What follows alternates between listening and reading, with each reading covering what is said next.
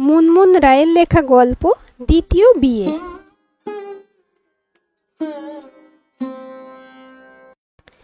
ফুলশয্যার দিন রাতেই ঘোমটা দেওয়া সুচিস্মিতার দিকে তাকিয়ে অভিজ্ঞান বলল, সামাজিকভাবে স্ত্রীর সম্মান, স্বীকৃতি এবং আমার পরিচয় তোমাকে দিতে পারলেও পুরোপুরি স্ত্রী হিসেবে তোমাকে গ্রহণ করা আমার পক্ষে সম্ভব হবে না কখনো।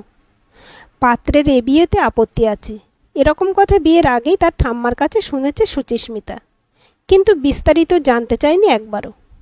পাত্র কেমন, কী বৃত্তান্ত, চেহারা, চাকরি, পরিবার এসব নিয়ে কোনো আগ্রহ দেখায়নি সে। সুচিস্মিতা ভেবেই নিয়েছিল তার জীবনে বিয়ে, ভালোবাসা এসব কোনো কিছুই আর মানে রাখে না। পাত্র যেমনই হোক, সব কিছু শুনে তাকে বিয়ে করতে রাজি হয়েছে, এটাই অনেক। তাই ফুলশয্যার রাতে অভিজ্ঞানের কথা তাকে এতটুকু হার্ট করেনি। এই কথাগুলো শেষে কোনো প্রশ্ন করল না সুচিস্মিতা। এরপরে বাথরুম থেকে ফ্রেশ হয়ে এসে পোশাক বদলে সুচিস্মিতার পাশেই পিছন ফিরে শুয়ে পড়েছিল অভিজ্ঞান। শুয়ে পড়ার আগে বলল, আমাকে নিয়ে সমস্যা নেই, আমি বিরক্ত করব না তোমাকে কখনো। আমি এখন ঘুমিয়ে পড়ব, তুমি ফ্রেশ হয়ে চেঞ্জ করে শুয়ে পড়ো। তবে স্বামী হিসেবে আমার কাছ থেকে অন্য কিছু আশা করো না। মানে আমি বলতে চাইছি, I can fulfil your financial needs, but অন্য কোনো ডিমান্ড এই মুহূর্তে সম্ভব না। এর পরের আধ ঘন্টা সুচিস্মিতা এভাবেই চুপচাপ বসেছিল। তারপর আস্তে আস্তে কাত হয়ে এখানেই শুয়ে পড়েছে। এখন সকাল 6:30। সকালে ঘুম থেকে উঠে ঘরে কাউকে দেখতে পায়নি সুচিস্মিতা। স্নান করে পোশাক বদলে নিচে একতলায় নেমে এসেছে একা একাই। অভিজ্ঞান চ্যাটার্জিদের এই বাড়ি জামশেদপুর এলাকার পুরনো বনেদি আমলের বাড়ি। অভিজ্ঞানের বাবা, কাকা, জ্যাঠা এই বাড়িতে সকলে থাকে, যে যার নিজের অংশে। এই বাড়ির সব বড় বড় ঘর, আগেকার দিনে জমিদের বাড়ির স্টাইলে। ভোরবেলা বলেই হয়তো তেমন কাউকে চোখে পড়ল না। একতলায় এসে সোজা রান্নাঘরে চলে এলো সুচিস্মিতা। এখানেও কেউ নেই। কিছুক্ষণ আগেই কেউ রান্নাঘর পরিষ্কার করে দিয়ে চলে গেছে, সেটা স্পষ্ট বোঝা গেল। এতটুকু না ভেবে নিজের জন্য 1 কাপ চা করে নিয়ে রান্নাঘর থেকে বেরিয়ে এলো সুচিস্মিতা। তারপর সোজা চলে এলো নিজের ঘরে। সমস্ত জানলা খুলে দিয়ে বিছানা পরিষ্কার করে জানালার সামনে একটা চেয়ার নিয়ে চায়ের কাপ হাতে বসলো। একদিনের নতুন বউ সে। তার স্বামী অভিজ্ঞান চ্যাটার্জি খুব বড় কোম্পানিতে চাকুরিরত একজন ইঞ্জিনিয়ার, সুদর্শন এবং মেধাবী ছেলে। অভিজ্ঞানের বাবা একজন ব্যবসায়ী। একটি মেয়ে শ্বশুরবাড়ি হিসেবে একেবারে পারফেক্ট এবং লোভনীয় পরিবার। কিন্তু সুচিস্মিতার কাছে এসবই অর্থহীন। পিতৃমাতৃহীন অনাথ সুচিস্মিতা বড় হয়েছে দাদু ঠাকুরমার কাছে।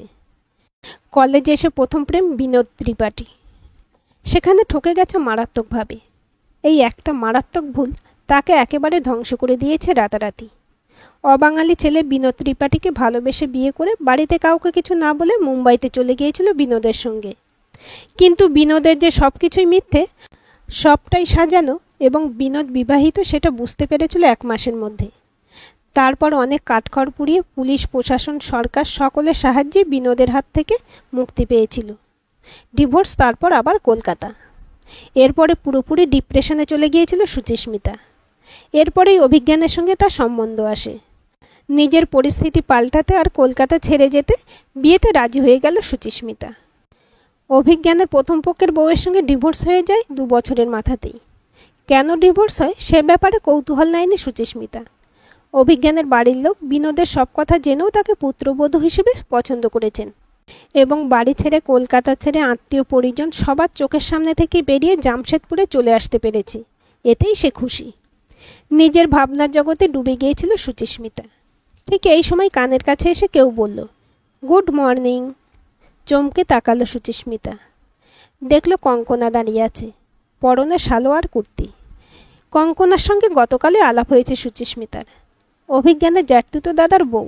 সুচিস্মিতা বলল, ভেরি গুড মর্নিং। কঙ্কনা বলল, ছোটদাকে বেরিয়ে যেতে দেখলাম, তখনই ভাবলাম তোমার সঙ্গে কথা বলতে আসব।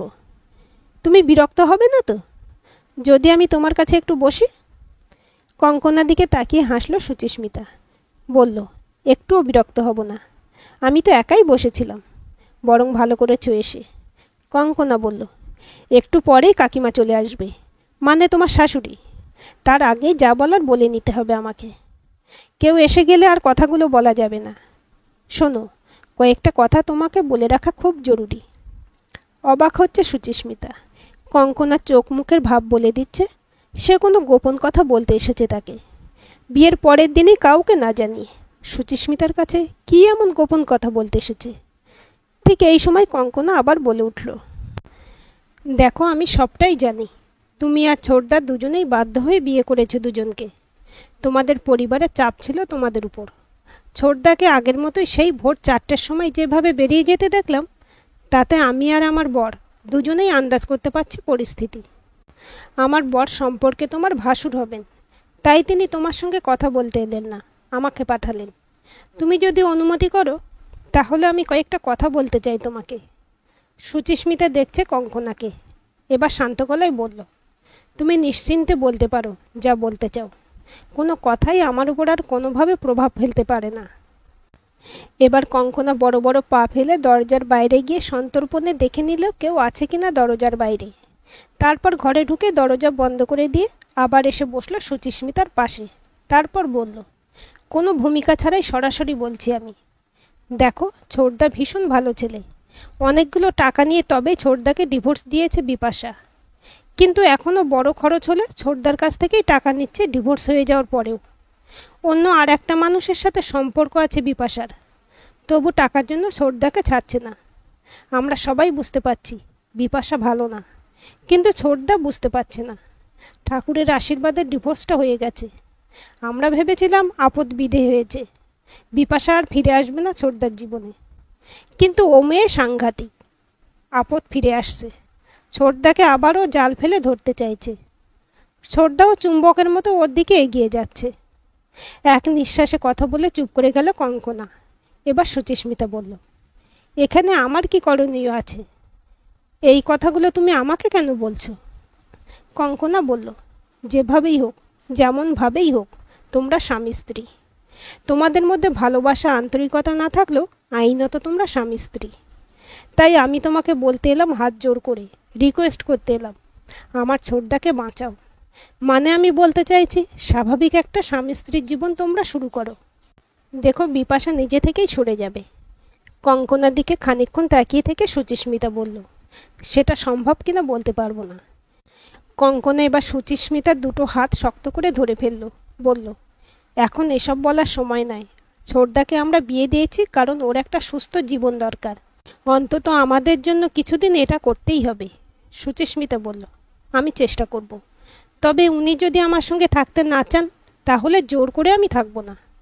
কঙ্কনা বলল, আমি কিছু জানি না, শুধু জানি ছোটদার এইসব ব্যাপারের জন্য আমাদের ফ্যামিলি সাফার করছে, যে কারণে আমি তোমার হেল্প চাইতে এসেছি। চেষ্টা তো করো। কথাগুলো বলেই আর দাঁড়ালো না কঙ্কনা, চলে গেল তড়িঘড়ি। চুপ করে বসে আছে সুচিস্মিতা। এই মুহূর্তে কী করণীয় তার সে জানে না। তবে গতকাল অভিজ্ঞানের কথা শুনে বুঝে নিয়েছে যে এখান থেকে বেরিয়ে যাওয়া সহজ হবে তার। কিন্তু এই মুহূর্তে ঘরে এলো অভিজ্ঞান। একই রকমভাবে পিছন ফিরে জানালার সামনে বসেছিল সুচিস্মিতা। সুচিস্মিতার দিকে তাকিয়ে অভিজ্ঞান বলল, কয়েকটা কথা বলে দিচ্ছি। এই বাড়ির মানুষের সঙ্গে পরিচিতি হলে তোমার নিজের সুবিধা হবে। আমার ওয়ার্কআউটের টাইম ভোর 4টে থেকে 7টা, ফিরে এসে অন্যান্য কাজ এবং ব্রেকফাস্ট সেরে অফিস বেরোতে বেরোতে 9:30 বাজে। ফিরি রাত 8:30 9টা। বাড়ির সঙ্গে এটাই আমার সম্পর্ক। তোমাকে তোমারটা বুঝে নিতে হবে এখানে থাকতে হলে। পিছন ফিরে না তাকিয়ে সুচিস্মিতা বুঝতে পারল এটা অভিজ্ঞানের গলা। কোনো উত্তর দিল না সে। এর কোনো উত্তর হয় না আসলে। পেছন ফিরে না তাকিয়েও সুচিস্মিতা বুঝতে পারল ঘরের মধ্যেই রয়েছে অভিজ্ঞান। টুকটাক আওয়াজ আসছে কানে, কিন্তু এভাবে মুখ ফিরিয়ে বসে থাকাটা ঠিক শোভন নয়, অভব্য আচরণ। তাই এবার উঠে দাঁড়িয়ে পড়ল সুচিস্মিতা। তাকিয়ে দেখল কিছু খুঁজছে অভিজ্ঞান। জিজ্ঞেস করবে ভেবেও জিজ্ঞেস করতে পারল না কি খুঁজছেন তিনি। এবার খুঁজতে খুঁজতে বিরক্ত হয়ে অভিজ্ঞান স্বগতোক্তি করল, আমার জিনিসেরা হাত দেয় কেন বুঝতে পারি না। অফিসের ব্যাগ, ল্যাপটপ সব হাওয়া। অদ্ভুত ব্যাপার, আমার ঘরে ঢুকতে বারণ করে দিয়েছি তা সত্ত্বেও। এগিয়ে এলো সুচিস্মিতা নিজের অজান্তেই। তারপর ডান দিকের দেওয়াল ঘেঁষে দাঁড়িয়ে থাকা ওয়ার্ড্রপটা খুলে ফেললো একটানে। আর অদ্ভুতভাবে দেখতে পেল ওয়ার্ড্রবের ভেতরে ডান দিকে রয়েছে কালো চামড়ার ব্যাগ, সঙ্গে ল্যাপটপের ব্যাগ আর দুটো ফাইল। অভিজ্ঞানের দিকে তাকিয়ে এবার সুচিস্মিতা বলল, আপনি কি এগুলো খুঁজছেন? তাকালো অভিজ্ঞান। তারপর কথা না বলে আলমারি থেকে জিনিসগুলো বার করে নিয়ে খাটের উপর রাখলো। দুপুর 3টে। সারাদিনে দফায় দফায় এই পরিবারের অনেকের সঙ্গে আলাপ হয়েছে সুচিস্মিতার। এত বড় বাড়ি, বিখ্যাত পরিবার হলো, মানুষগুলো সাধারণ এবং স্নেহপ্রবণ, এটা টের পেল সুচিস্মিতা।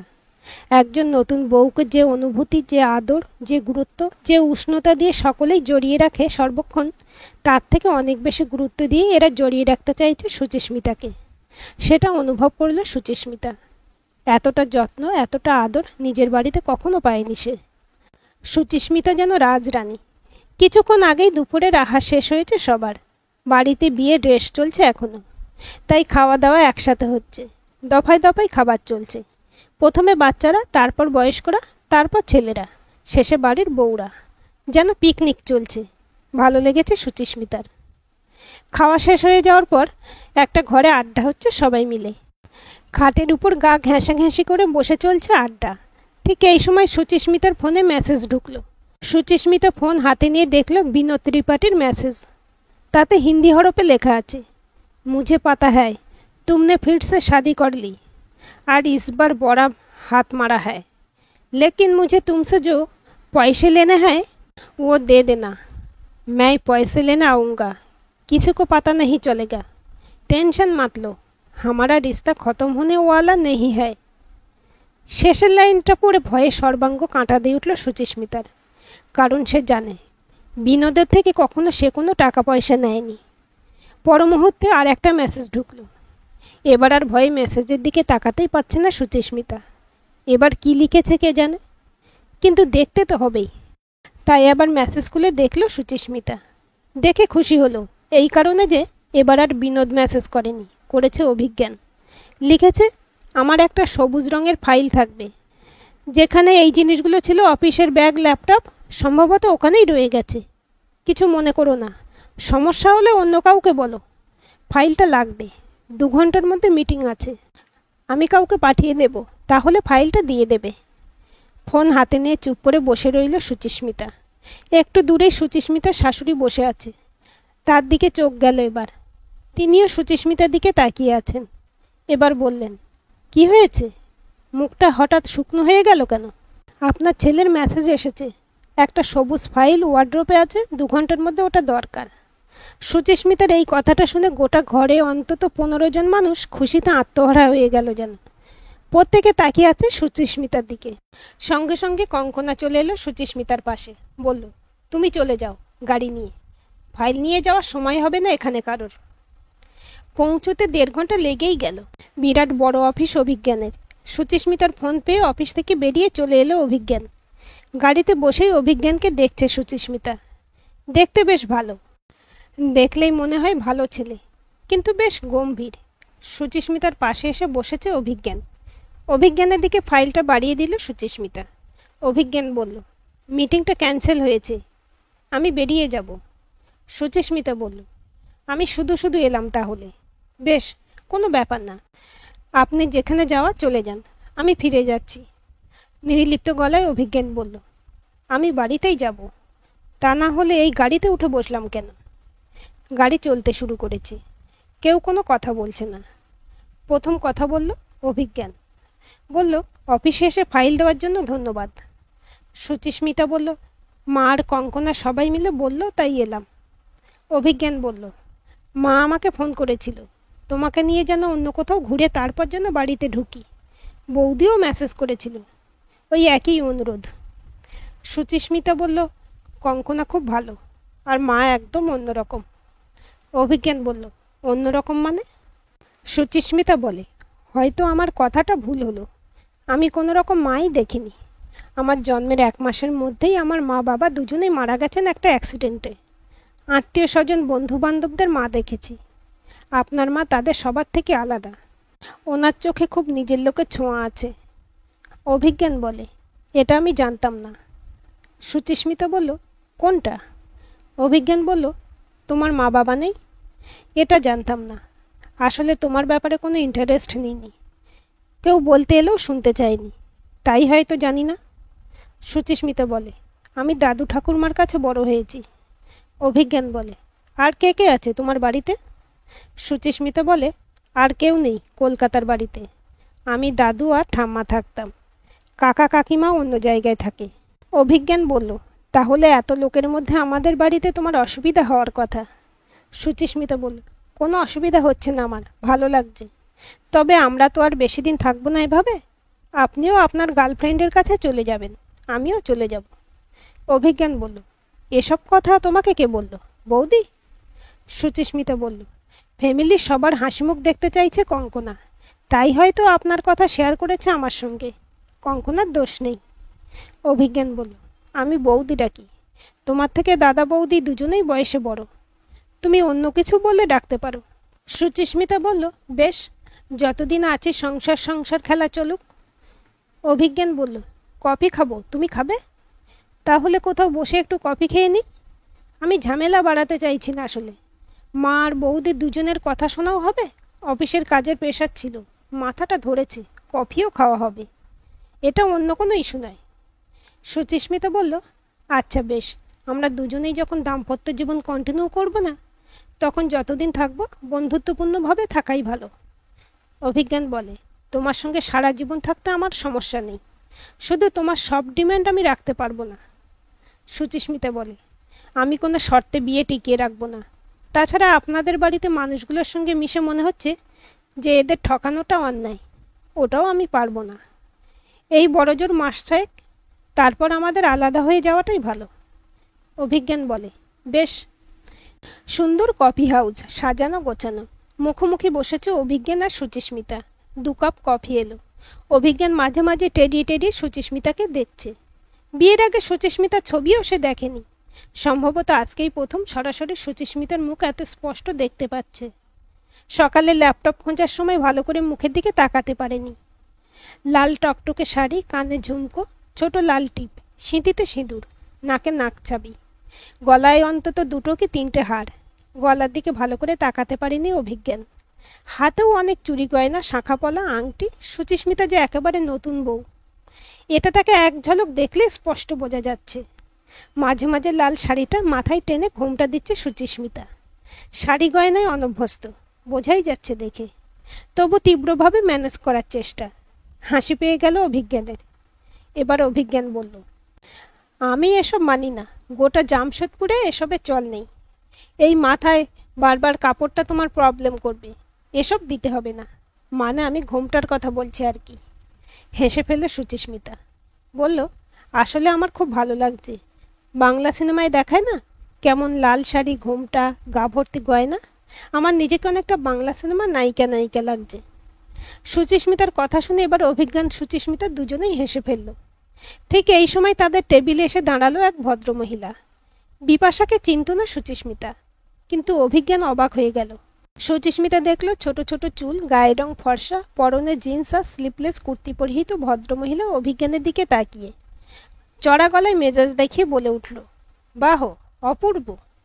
আমাকে বলেছিলে মেন্টাল কোনো সম্পর্কই রাখবে না, আমার কাছেই ফিরে আসবে, আর আজই দ্বিতীয় বউকে নিয়ে কফি খেতে বেরিয়ে গেলে। দিব্যি হাসাহাসিও তো চলছে বেশ। তাহলে এই ভদ্রমহিলার নামই বিপাশা।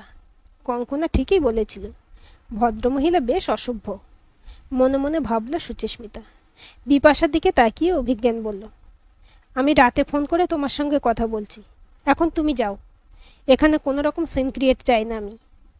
বিপাশা লোকজন না মেনে একই রকম চড়া গলায় আবার বলে উঠল, কোথাও যাব না আমি। দেখতে চাই তোমার এই দ্বিতীয় বউ নিয়ে তুমি কি করো এখন। আর সহ্য করতে পারে না সুচিস্মিতা বিপাশার দিকে তাকিয়ে বিরক্ত গলায় বলল, দেখতে পাচ্ছেন তো আমরা কফি খাচ্ছি, এখান থেকে চলে যান, পরে ফোনে কথা বলে নেবেন। সুচিস্মিতার দিকে তাকিয়ে হিংস্র গলায় বিপাশা বলল, তুমি মাঝখানে একদম কথা বলতে আসবে না, এটা আমাদের ব্যক্তিগত ব্যাপার। ঠিক এই সময় চিৎকার করে উঠল অভিজ্ঞান। বিপাশাকে বলল, she is my wife, I would not tolerate any disrespect towards her. Leave right now. And don't even think about bothering her. অভিজ্ঞানের গলার তীব্রতায় কফি হাউজের প্রত্যেকে এখন এদিকে তাকিয়ে আছে। অপমানে লজ্জায় 2 চোখ দিয়ে জল পড়ছে বিপাশার। কোনো কথা না বলে বেরিয়ে চলে গেল বিপাশা। স্তব্ধ হয়ে বসে আছে সুচিস্মিতা। এবার শান্ত গলায় সুচিস্মিতার দিকে তাকিয়ে অভিজ্ঞান বলল, কফি শেষ করে আমরা বাড়ি যাব। আর এই ব্যাপারটা নিয়ে তোমার কঙ্কনা মানে বৌদির সঙ্গে কোনো আলোচনা করার দরকার নেই। গাড়িতে আসার পথে অভিজ্ঞান বলল, আসলে বিপাশাকে বাড়িতে কেউ পছন্দ করে না, আগেও করতো না। আমাদের নিজেদের মধ্যে ভুল বোঝাবুঝি ছিলই, তাই ডিভোর্সটা হয়ে গিয়েছে। কিন্তু এখন বিপাশার যার সঙ্গে রিলেশন আছে তার financial situation is not good, তাই আমাকে হেল্প করতে হয়। সেটা করতে গিয়ে হয়তো আবার জড়িয়ে যাচ্ছি, যেটা ঠিক হচ্ছে না আজই বুঝতে পারলাম। হঠাৎই পুরী যাওয়ার প্রোগ্রাম ঠিক হলো। সুচিস্মিতার শাশুড়ি জগন্নাথ দর্শন করবেন একদিনের জন্য, তাই ছেলের বউকে নিয়ে যেতে চান পুরী। শনিবারের ফ্লাইটে গিয়ে আবার মঙ্গলবার ফিরে আসা। অগত্যা ছুটি নিতে হলো অভিজ্ঞানকে। মন্দিরে পুজো দিয়ে এসে এই মুহূর্তে হোটেলে বসে আছে সুচিস্মিতার শ্বশুর আর শাশুড়ি। ব্যালকনিতে বসে সমুদ্র দেখছে অভিজ্ঞান আর সুচিস্মিতা। সুচিস্মিতা বলল, একটা কথা আপনাকে বলবো কিনা বুঝতে পারছি না। অভিজ্ঞান বলল, কথাটা শুনলে বুঝতে পারবো, বলে ফেলো। সুচিস্মিতা এবার বিনোদ ত্রিপাঠীর কথা বিস্তারিত বলল অভিজ্ঞানকে। কিভাবে বিনোদ মুম্বাই নিয়ে চলে গিয়েছিল তাকে, সেখান থেকে আবার ফিরে আসতে পেরেছে অনেক কষ্টে। একদিন আগেও বিনোদ যে মেসেজ করেছে তাও দেখালো অভিজ্ঞানকে। পুরোটা চুপচাপ শান্তভাবে শুনে নিয়ে সুচিস্মিতার ফোন থেকে বিনোদকে ফোন করলো অভিজ্ঞান। ওপাশে বিনোদ, হ্যালো। অভিজ্ঞান বলে, আমি সুচির হাজব্যান্ড বলছি। বিনোদ বলে, হু ইজ সুচি? অভিজ্ঞান বলে, সুচিস্মিতা চ্যাটার্জি। বিনোদ কিছুক্ষণ চুপ করে থেকে বলে, বলুন। অভিজ্ঞান বলে, সুচির ফোন থেকে তোকে ব্লক করছি, আর কখনো কোনো নাম্বার থেকে সুচিকে যোগাযোগ করার চেষ্টা করবি না, তাহলে মুম্বাই থেকে তুলে নিয়ে আসব। বিনোদ ব্যঙ্গাত্মক হেসে বলে, এত ভাব হলো কি করে আবার? ওর সম্পর্কে সব কিছু শুনলে ভাব চটকে যাবে। আমি ওর এক্স হাজব্যান্ড বলছি, বিনোদ ত্রিপাঠী। অভিজ্ঞান বলে, তোর গলা আমাকে আর দ্বিতীয়বার যেন না শুনতে হয়, সেটা তোর পক্ষে অনেক খারাপ হবে। আমাকে চিনে রাখ, আমি ওর হাজব্যান্ড বলছি, অভিজ্ঞান চ্যাটার্জি। চল, বাই। এর পরের ঘটনা খুবই সংক্ষিপ্ত। 1 বছর হতে চলল অভিজ্ঞান আর সুচিস্মিতা এখনও একসাথেই আছে। বিনোদ আর কখনো ফোন করেনি, বিপাশাও যোগাযোগ করেনি অভিজ্ঞানের সঙ্গে। এখন সপ্তাহে অন্তত 3 দিন এই দম্পতি বাইক করে ঘুরতে বেরোয়। এর মধ্যে পাহাড়ে ঘুরে এসেছে দুজনে একসঙ্গে। কলকাতায় গিয়ে সুচিস্মিতা দাদু ঠাকুরমার সঙ্গে কাটিয়ে এসেছে 3 দিন। এখন প্রত্যেক দিন অনেক রাত অবধি দুজনে গল্প করে, তারপর ঘুমিয়ে পড়ে পাশাপাশি। বন্ধুত্ব এখন তাদের গাঢ়, ছেড়ে যাবার কথা হয়তো আর ভাবতে পারে না তারা। অভিজ্ঞানের পরিবার সুচিস্মিতাকে আপন করে নিয়েছে। যেখানে বন্ধুত্ব শক্ত কঠিন লোহার মতো হয়, সেখানে দাম্পত্য তো সুখের হবেই। আজকের গল্পটি আপনাদের কেমন লাগলো কমেন্ট করে জানাবেন। ভালো লাগলে অবশ্যই একটা লাইক দেবেন আর চ্যানেলটি সাবস্ক্রাইব করে সাথে থাকবেন এবং নতুন ভিডিও আপডেট পেতে বেল আইকনটি ক্লিক করে রাখুন। গল্পটি ভালো লাগলে অন্যদের সাথে শেয়ারও করতে পারেন।